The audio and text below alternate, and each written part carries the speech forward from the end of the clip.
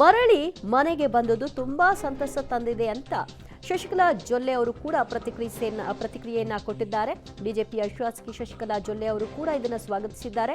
ಮುಂದಿನ ದಿನಗಳಲ್ಲಿ ಸವದಿ ಕೂಡ ಬರಬಹುದು ಅನ್ನುವಂತಹ ಒಂದು ಅಭಿಪ್ರಾಯವನ್ನು ಕೂಡ ಈ ಸಂದರ್ಭದಲ್ಲಿ ಅವರು ಹೊರಹಾಕಿದ್ದಾರೆ. ಯಾರು ಪಕ್ಷವನ್ನ ತೊರೆದು ಹೋಗಿದ್ರು ಅವರಿಗೆ ಕಾಂಗ್ರೆಸ್ನಲ್ಲಿ ಆ ವಾತಾವರಣಕ್ಕೆ ಅಡ್ಜಸ್ಟ್ ಆಗಲಿಕ್ಕೆ ಆಗ್ತಿಲ್ಲ. ಆ ಕಾರಣಕ್ಕೆ ಅವರು ಮರಳಿ ಗೂಡಿಗೆ ಬರ್ತಾ ಇದ್ದಾರೆ. ಮರಳಿ ಗೂಡಿಗೆ ಬರ್ತಾ ಇರೋದು ನಮ್ಮೆಲ್ಲರಿಗೂ ಕೂಡ ಖುಷಿ ತರ್ತಾ ಇದೆ. ಶೆಟ್ಟರ್ ಅವರು ಮಾತ್ರ ಅಲ್ಲ, ಮುಂದಿನ ದಿನಗಳಲ್ಲಿ ಲಕ್ಷ್ಮಣ ಸವದಿ ಅವರು ಕೂಡ ಬರಬಹುದು ಅನ್ನುವಂತಹ ಒಂದು ಅಭಿಪ್ರಾಯವನ್ನ ಶಶಿಕಲಾ ಜೊಲ್ಲೆ ಅವರು ಹೊರಹಾಕಿದ್ದಾರೆ.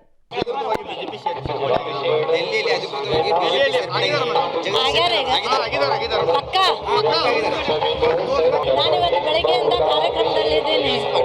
ತಾವುಗಳು ಹೇಳ್ತಾ ಇದ್ದೀರಿ, ಇವತ್ತು ನಮ್ಮ ಮಾಜಿ ಮುಖ್ಯಮಂತ್ರಿಗಳು ನಮ್ಮ ಪಕ್ಷದಲ್ಲಿರ್ತಕ್ಕಂಥ ಮತ್ತು ಇವತ್ತು ಕಾಂಗ್ರೆಸ್ನಲ್ಲಿರ್ತಕ್ಕಂಥ ಜಗದೀಶ್ ಶೆಟ್ಟರ್ಜಿ ಅವರು ದಿಲ್ಲಿಯಲ್ಲಿ ಪ್ರವೇಶ ಮಾಡಿದ್ದಾರೆ ಅಂತ ಸುದ್ದಿ ನಿಮ್ಮಿಂದ ಗೊತ್ತಾಯಿತು.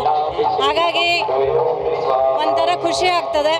ಯಾಕಂದರೆ ಯಾವ ಮನೆಯಲ್ಲಿ ಇದ್ಕೊಂಡು ಆ ಮನೆ ಸಂಸ್ಕೃತಿ ಏನಿತ್ತು, ಹೊರಗಡೆ ಹೋದ್ಮೇಲೆ ಏನು ತೊಂದರೆಗಳಾಗ್ತವೆ ಅನ್ನೋದು ಹೊರಗಡೆ ಹೋದ್ಮೇಲೆ ಗೊತ್ತಾಗೋದು.